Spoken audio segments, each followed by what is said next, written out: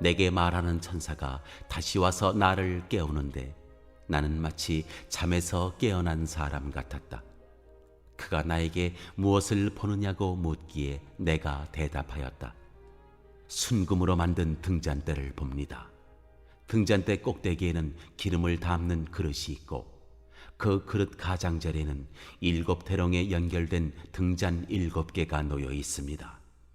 등잔대 곁에는 올리브 나무 2그루가 서 있는데 하나는 등잔대 오른쪽에 있고 다른 하나는 등잔대 왼쪽에 있습니다.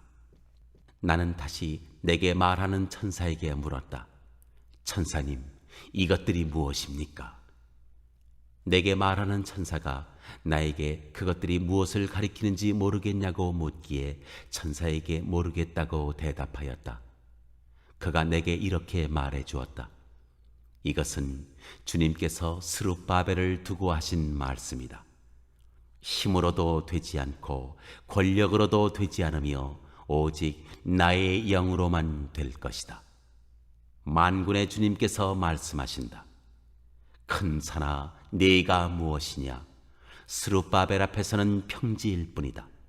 그가 머릿돌을 떠서 내올 때 사람들은 그 돌을 보고서 아름답다 아름답다 하고 외칠 것이다. 주님께서 나에게 말씀하셨다. 스룹바벨이 이 성전의 기초를 놓았으니 그가 이 일을 마칠 것이다. 그때야 비로소 너희는 만군의 주님께서 나를 너희에게 보내셨다는 것을 알게 될 것이다. 시작이 미약하다고 비웃는 자가 누구냐? 스룹바벨이 돌로 된 측량추를 손에 잡으면 사람들은 그것을 보고 기뻐할 것이다. 이 7 눈은 온 세상을 살피는 나 주의 눈이다. 나는 그 천사에게 물었다. 등잔대 오른쪽과 왼쪽에 있는 올리브나무 2그루는 무엇을 뜻합니까? 나는 또 그에게 물었다. 기름 담긴 그릇에서 등잔으로 금빛 기름을 스며들게 하는 금대롱 2개가 있고 그 옆에 올리브나무 가지가 2개 있는데 이 가지 2개는 무엇을 뜻합니까? 그 천사가 나에게 그것들이 무엇을 가리키는지 모르겠냐고 묻기에 나는 천사에게 모르겠다고 대답하였다. 그 천사는 올리브나무 2그루와 가지 2개는 온 세상을 다스리시는 주님을 섬기도록 주님께서 기름 부어서 거룩히 구별하신 2 사람이라고 말해 주었다.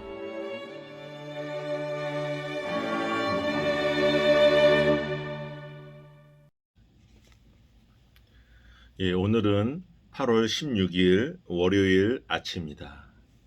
예, 오늘 저에게 주신 하나님의 말씀은 스가랴 3장에서 4장 말씀이고요. 다룰 묵상 본문은 4장 1절로 14절 말씀입니다.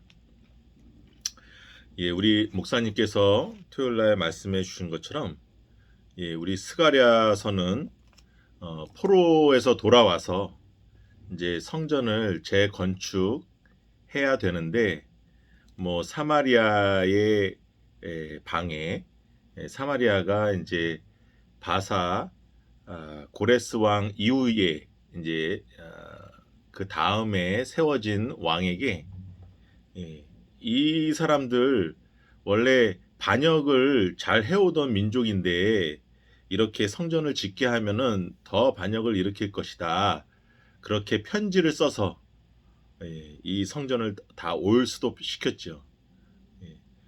그렇게 쓰게 된 이유는 성전 건축하는데 사마리아 자기들도 함께 포함해 달라 시켜달라 했는데 남유다 이제 포로에서 돌아온 사람들 남유다 사람들이 그걸 거부했죠. 그래서 이렇게 투서를 하게 되었던 것입니다. 그것뿐만 아니라 그 뒤로 그것을 핑계로 삼아서 사람들은 성전에 점점 무관심해지고 자기가 살기 바쁘고 또 이때도 속국이기 때문에 많은 조공을 바쳐야 되고 무거운 세금에 허덕이다가 성전 짓는 것을 점점 시기를 놓치게 되었습니다. 그때 학개와 스가랴 선지자를 통해서 성전을 완성하도록 그렇게 하나님이 재촉시키신 말씀입니다. 우리 특별히 스가랴서는 묵시 문학이라는 그런 장르에 있는데, 그래서 환상과 이런 꿈 그런 것이 굉장히 많이 나옵니다. 그래서 다니엘과 함께 묵시 문학의 문을 연 그러한 책이기도 합니다. 그래서 꿈과 환상이 많이 나오고요. 그래서 그게 그 해석을 누군가는 해줘야 되기 때문에 딱 알아듣기가 어렵죠. 이게 무슨 뜻인지. 그래서 꼭 해석이 필요합니다. 그래서 천사들이 반드시 해석을 해주죠. 그래서 해석자가 있어야 됩니다. interpreter, 해석자가 꼭 있어야 돼요. 그리고 여기저기 환상은 자리를 이동하면서 또 천상, 하늘 여행이라고 그럽니다. 하늘 여행. 묵시문학은 또 저세상 여행도 있고, 거기서 하나님의 영광도 배웠고, 또 순간 자리 이동도 해서 여러 가지 환상이 나옵니다. 바로 이러한 것들이 또 요한계시록의 큰 기초를 이루게 되었고, 여기에 나오는 그런 뭐 말들, 네 말들, 그다음에 동서남북 네 곳, 그다음에 뭐 두루마리, 이런 것이 다 요한계시록에 또 많이 반영이 되어 있습니다.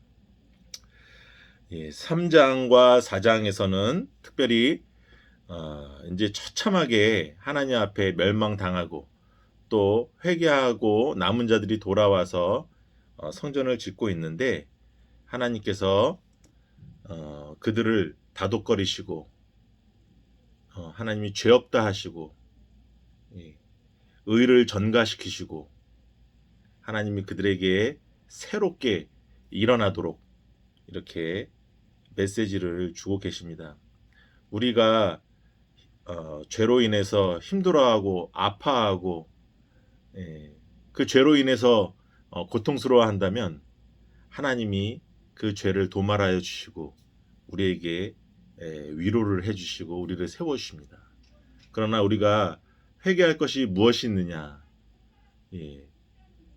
죄와 나는 상관이 없다 하고, 또 죄에 대해서 하나님 제가 제 죄를 보게 해주세요 하고 회개의 눈물을 달라고 하지 않고 우리가 그냥 그대로 살아간다면, 하나님께서 우리가 정말 낮을 대로 낮아지게 하셔서 우리로 하여금 회개하시는 단계를 꼭 거치게 되어 있습니다.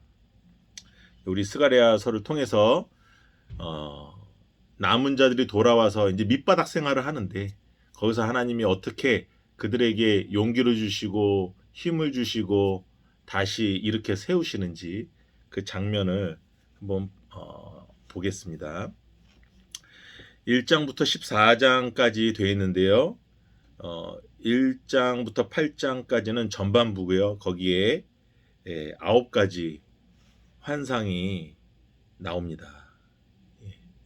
그래서 오늘 3장에서는 네 번째 환상, 그다음에 4장에서는 5번째 환상이 나오는데요. 한번 보시겠습니다. 3장에서는 네 번째 환상이고요. 1절입니다. 주님께서 나에게 보여주시는데 내가 보니 여호수아 대제사장이 주님의 천사 앞에 서 있고 그의 오른쪽에는 그를 고소하는 사탄이 서 있었다. 갑자기 또 하늘 또 코트가 법정이 나왔습니다. 그래서 피고인은 고소를 당하는 피고인은 여호수아 대제사장이고요. 그다음에 그거를 고소하고 참소하는 그 사람은 바로 사탄입니다. 사탄은 역할이 있죠. 우리를 갖다가 근거 없이 뭐라고 하진 않아요. 근거를 잡아다가 우리를 참소하죠. 그 장면이 나오고 있습니다. 2절입니다. 주님께서 사탄에게 말씀하셨다. 사탄아, 나 주가 너를 책망한다. 예루살렘을 사랑하여 선택한 나 주가 너를 책망한다. 이 사람은 불에서 꺼낸 타다 남은 나무 토막이다. 이게 남은자죠. 남은자 사상. 그 멸망당하고 이방 민족에게 포로로 잡혀갔다가 남아 돌아온 나무 토막이에요. 내 사랑하는 남은 자다. 네가 나의 사랑하는 남은 자를 건드리냐? 하나님이 그렇게 하시는 거예요. 그러나 공교롭게도 3절 그때에 여호수아는 냄새나는 더러운 옷을 입고 천사 앞에 서 있었다. 여호수아가 입고 있는 옷은 더러운 옷이었어요. 사단이 이걸 놓치지 않죠. 저 사람 옷을 보십시오. 더럽지 않습니까? 저 민족과 저 대제사장, 저 사람들이 왜 하나님 앞에 멸망을 받았습니까? 저들의 우상 숭배와 강대국을 의지하고 거짓말이 횡행하고 그러한 타락한 사회, 그래서 하나님 앞에 멸망당하지 않았습니까?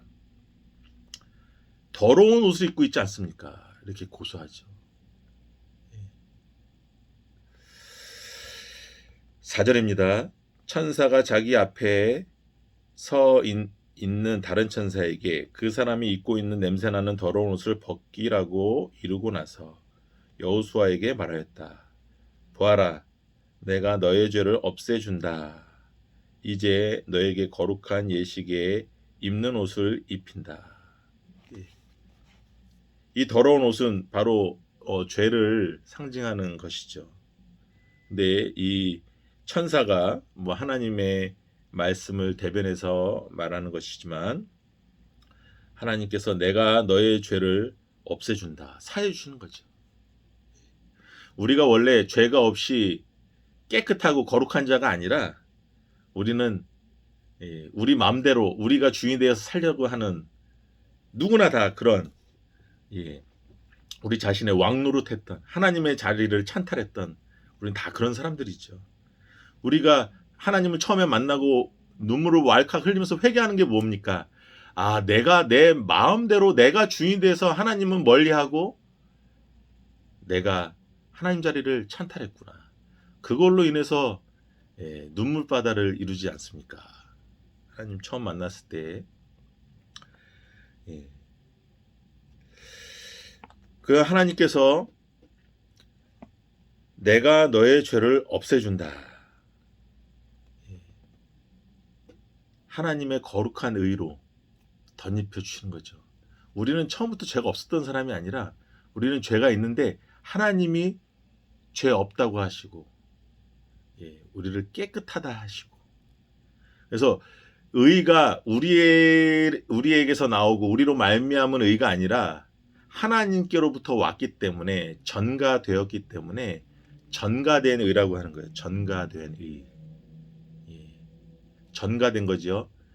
나에게로 말미암은 의가 아니라 하나님께로부터 말미암은 의이기 때문에 전가된 의예요. 그게 칭의예요. 나는 의롭지 않은데 하나님이 거룩하다고 칭해 주시는 거예요. 그렇게 여겨 주시는 거예요. 죄를 없애준다. 너에게 거룩한 예식에 입는 옷을 입힌다. 사단이 더 이상 참소하지 못하도록 저 더러운 냄새나는 옷 하나님 저거 저의 죄를 저 나라의 대제사장으로서 저렇게 더러운 죄를 짓고 입고 있지 않습니까? 그렇게 참소했는데 이제 더 이상 참소 못하게 하나님께서 거룩한 예식에 입는 옷을 입히시는 것이죠. 이게 전가된 의죠. 우리가 하나님 앞에 설 때 사단은 여전히 참소합니다. 야, 네가 주인 돼서 네 맘대로 모든 악의 근원이 너로 말미암아 너의 생각과 행동이 다 하나님의 말씀에 위반되지 않느냐. 넌 그걸 책임져야 된다. 하지만 예수님의 피가 우리의 모든 것을 가리고 그렇죠? 우리 예수님의 보혈의 힘으로 말미암아 우리가 하나님 앞에 설 수 있는 거잖아요. 하나님이 우리를 죄 없다 하시고 예수님께서 내가 저를 위해서 피 흘려 죽었고 내 피가 저의 모든 것을 용서하시고 덮어 주시는 것이죠. 그 피로 말미암아 우리를 죄 없다고 하나님이 여기시고 우리를 받아주시는 것입니다. 이렇게 중요한 메타포가, 비유가 이렇게 나오네요. 5절입니다. 그때 내가 그의 머리에 깨끗한 관을 씌워 달라고 말하니 천사들이 그의 머리에 깨끗한 관을 씌우며 거룩한 예식에 입는 옷을 입혔다. 그동안 주님의 천사가 줄곧 곁에 서 있었다. 그의 머리에 깨끗한 관을 씌우게 되는 것이죠. 거룩한 옷도 입히게 되는 것이고 돌아온 탕자처럼 그렇게 선십, 아들됨을 회복시켜 주시는 거예요. 여호수아는 대제사장이기 때문에 모든 사람들을 데리고 하나님 앞으로 가는 사람이기 때문에 대표하는 사람입니다. 이스라엘을 멸망당했지만 거기서 회개하고 돌아온 소수의 사람, 남은 자, 그 사람들은 하나님이 더 다그치지 아니하시고 이제 거룩하게 세우시는 장면이 나오시는 거예요. 선십을 회복시켜 주시는 거예요. 또 썬만 하면 안 되니까 daughtership, 딸됨을 우리에게 회복시켜 주시는 겁니다. 구약의 탕자네요. 탕자 내용하고 똑같네요. 6절입니다. 주님의 천사가 여호수아에게 경고하였다. 만군의 주님께서 이렇게 말씀하신다. 내가 내 도를 준행하며 내 율례를 지키면 내가 내 집을 다스릴 것이요 내 뜰을 지킬 것이며 여기에서 섬기는 사람들 사이를 자유로이 출입하게 할 것이다. 경고하였다고 얘기합니다. 주님의 천사가 이렇게 얘기합니다. 내가 내 도를 준행하며 내 율례를 지키면 내가 내 집을 다스릴 것이요. 하나님이 우리에게 주신 생명의 말씀, 도와 율례를 너가 지켜라. 그러면은 너가 이 집을 다스리게 될 것이다. 이렇게 하나님께서 세우십니다. 10절에 보시면요. 나 만군의 주가 말한다. 그날이 오면 너희는 서로 자기 포도나무와 무화과 나무 아래로 이웃을 초대할 것이다. 무화과 나무 아래로 이웃들을 초대해서 아름다운 커뮤니티 공동체를 이루면서 하나님의 백성으로 다시 회복될 것이다. 이렇게 하나님이 희망을 주시면서 성전을 마무리하라고 이렇게 세우고 계십니다. 우리가 바짝 엎드려 있고 죄로 인해서 아파하고 회개하면 하나님 그때 일으켜 세워주시고 와락 깨어나 주시고 우리에게 힘을 북돋아 주시면서 힘내라고 그렇게 위로해 주십니다. 우리 스가랴 1장 우리 목사님께서 말씀하셨지만 한 520년경에 예언이 이루어졌습니다. 520년 성전 완성은 515년. 바사 페르시아 고레스 왕에 의해서 이제 돌아가라 해서 돌아온 거는 538년. 그렇죠? 돌아와서 성전 기초를 놓기 시작한 것은 536년.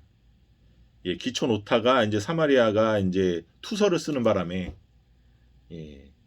올수도파고 온갖 핑계가 5만 가지가 다 핑계가 되는 거예요. 성전 안 지려고 보니까는 자기 삶도 바쁘고 또 무거운 세금도 조공도 바쳐야 되고 핑계 댈 게 얼마나 많습니까? 또 추수할 때는 또 이렇게 성벽도 없고 그랬으니까 외적이 침입해 와서 추수 때마다 곡식을 다 가져가니까 성전 지을 그런 여력이 어디 있어요? 핑계로 할 게 너무나 많은 거예요. 5만 가지가 다 핑계가 되는 것이죠.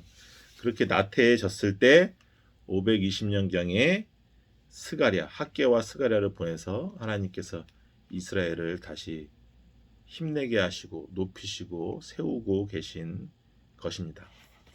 4장입니다. 이제 5번째 환상입니다.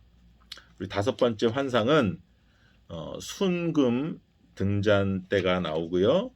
그 옆에 올리브나무, 감람류, 한자어로는 감람나무지요. 예, 그 나무가 한 그루씩 한 그루씩 좌우로 양옆에 서 있는 환상이 나오고 있습니다. 예, 3절입니다. 4장 3절입니다. 등잔대 곁에는 올리브 나무 2그루가 서 있는데 하나는 등잔대 오른쪽에 있고 다른 하나는 등잔대 왼쪽에 있습니다. 예. 4절입니다. 나는 다시 내게 말하는 천사에게 물었다. 천사님, 이것들이 무엇입니까? 예, 이 환상, 또 묵시문학은 이렇게 환상이 나오고 인터프리터, 그 해석자가 또 천사가 옆에 있어요. 그럼 물어봐요. 무슨 뜻인지 물어봅니다. 그럼 그 천사가 또 가르쳐줘요. 예, 이런 구조로 되어 있는 게 묵시문학이에요. 예, 왜 묵시문학이냐? 우리가 우리의 말로 쉽게 성경을 써진 게 아니라 환상을 보는 거예요. 하나님이 보여주신 환상. 우리가 만들어낸, 우리로 말미암아 만들어낸 환상이 아니라 하나님께서 보여주신 것만 볼 수 있는 게 이게 묵시입니다. 묵시. 하나님께서 열어 보여주신 것만 볼 수 있는 거죠. 그러니까는 천사가 또 해석해 줘야죠.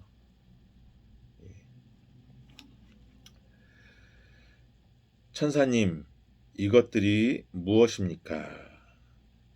천사가 무엇인지 모르겠느냐고 묻기에 천사에게 모르겠다고 또 대답합니다. 웬만하면 빨리 가르쳐주지 또 계속 물어봅니다. 6절입니다. 그가 내게 이렇게 말해주었다. 이것은 주님께서 스룹바벨을 두고 하신 말씀이다. 힘으로도 되지 않고 권력으로도 되지 않으며 오직 나의 영으로만 될 것이다. 만군의 주님께서 말씀하신다. 큰 산아, 내가 무엇이냐? 스룹바벨 앞에서는 평지일 뿐이다. 9절입니다. 스룹바벨이 이 성전의 기초를 놓았으니 그가 이 일을 마칠 것이다. 스룹바벨이 정치적인 총독, 왕으로서 온 거죠. 여호수아는 종교적인 대제사장 임무로 이제 귀환한 거고요. 그래서 여기 보시면은 금 등잔대가 나오는데 그 옆에 2 감람나무가 있습니다. 이 금 등잔대가 무슨 역할을 하죠? 하나님의 성소에는 다른 불이 없어요. 이 등잔대를 통해서 거기에 불을 밝힙니다. 낮에 태양빛도 안 들어와요. 오로지 성소에는 이 금 등잔대를 통해서 제사장들이 거기 가서 떡도 먹고 기도도 하면서 그 빛으로만 살 수 있어요. 순금 등잔대는 성령을 뜻해. 성령의 인도하심, 조명하심을 받고 우리는 하나님을 만난 다음에 거듭난 후의 삶을 우리는 성령의 인도하심에 따라 살아가게 되는 것이죠. 거기서 떡을 먹는 거는 이제 하나님의 말씀을 뜻하는 거고, 향단에서 불을 피우고 그 앞에서 기도하는 거는 바로 성도의 기도를 뜻하는 거고, 요한계시록에서도 계속 나오지 않습니까? 성령의 인도하심, 오로지 그 빛과 그 인도하심만을 따라서 우리가 하나님의 말씀도 맛있게 먹게 되는 거고, 거기서 기도도 하게 되는 거고, 하나님과 교제를 나누게 되는 거고, 영적인 살도 찌우는 것이죠. 바로 성령의 역사를 나타내는 것이죠. 성령의 역사. 그래서 성전 건축할 때 장애물들이 너무나 많았죠. 사마리아부터 해서 그 옆에 민족들이 맨날 추수 때마다 쳐들어와 가지고 다 황폐화시키고 뺏어가고, 그게 핑계가 돼서 성전은 더 나몰라라 하고 자기 살기 바쁘고 자기 입에 풀칠하기 바쁘고, 이렇게 살았는데요. 6절에 보시면 이것은 주님께서 수룹바벨을 두고 하신 말씀이다. 힘으로도 되지 않고 권력으로도 되지 않으며 오직 나의 영으로만 될 것이다. 성전을 완성하는데 난관이 엄청 많은데 그거는 너의 힘으로도 안 되고 능으로도 안 되고 지식으로도 안 돼. 성령의 능력으로만 나의 영으로만 할 수 있다 해서 이 순금 등잔대가 환상으로 나오게 되는 것이죠. 그래서 큰 산아 내가 무엇이냐 수룹바벨 앞에서는 평지일 뿐이다. 다 장애물들이 다 평지가 된다는 거예요. 없어진다는 얘기예요. 성령의 인도하심에 따라서만 하나님의 방법으로만 세울 수 있지 너희들의 생각과 너희들의 힘과 너희들의 그 지식 갖고는 되지 않는다. 이거를 가르쳐주고 계십니다.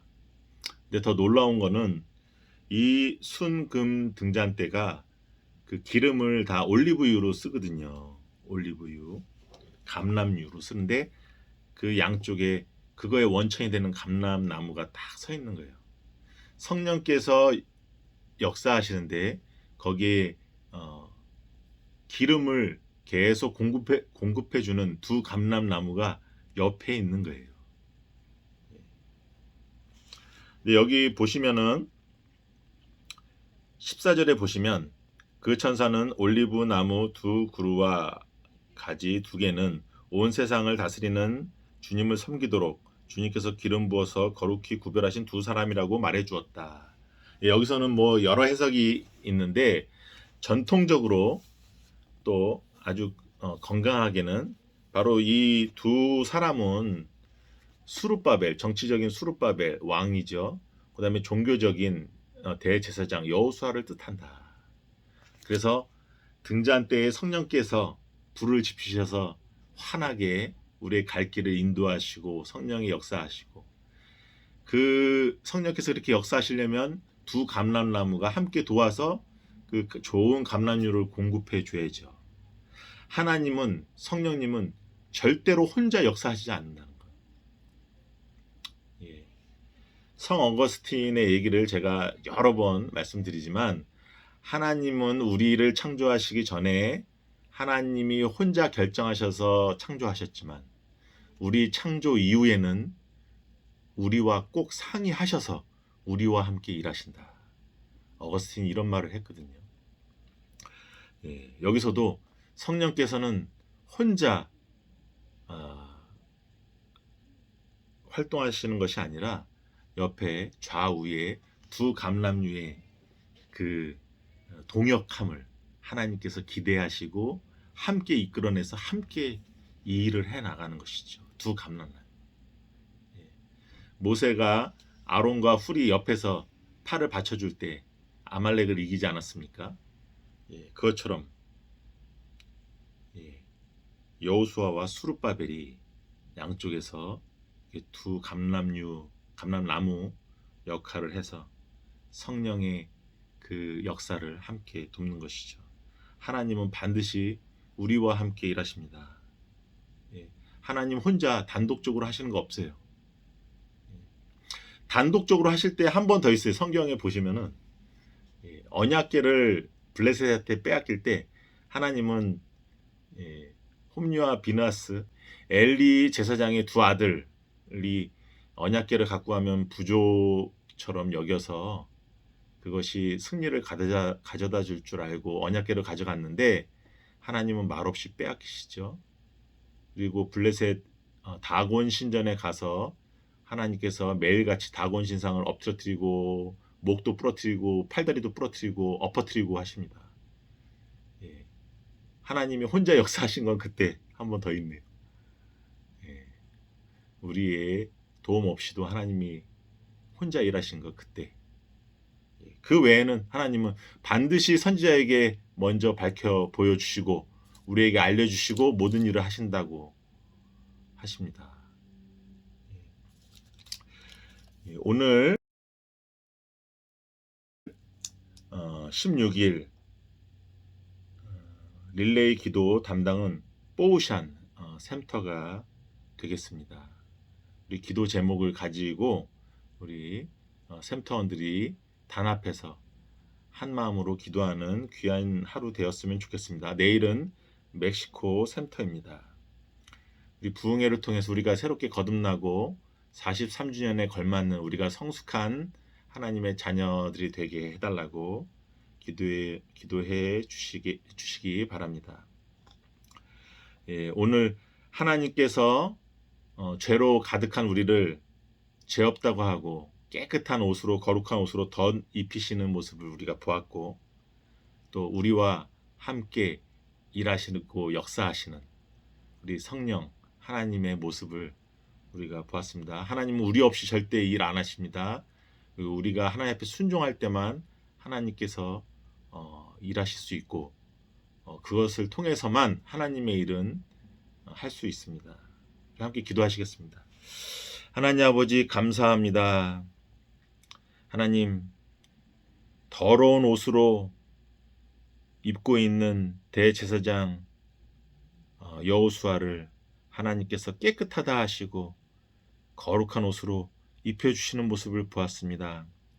하나님, 저희도 우리의 의로 주님 앞에 갈 수 없고 자랑할 수 없고 앞에 설 수 없지만 예수님의 보혈의 피에 의지해서 주님 앞에 나가게 하시고 사단의 참소를 피하게 하시니 감사합니다.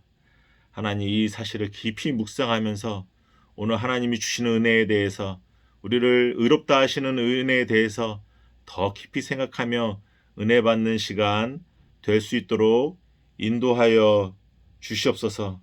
하나님, 절대로 혼자 일하시지 않고 우리가 동역하기를 기대하고 기다리고 계신데, 우리가 주님이 일하실 수 있도록 오늘 함께 기도로 참여하는 우리 뽀우샨 샘토와 우리 드림 가족들 다 될 수 있도록 인도하여 주시옵소서. 하나님, 아파서 하나님 앞에 부르짖는 아들 딸들이 있사오니 하나님, 그들의 아픈 부분을 어루만져 주시옵시고 주님의 살아계심을 다시 한번 경험하며 남은 인생을 주님 앞에 살 수 있도록 하나님께서 고쳐주시고 함께하여 주시고 인도하여 주시옵소서. 이 모든 말씀 예수 그리스도 이름으로 기도하옵나이다. 아멘.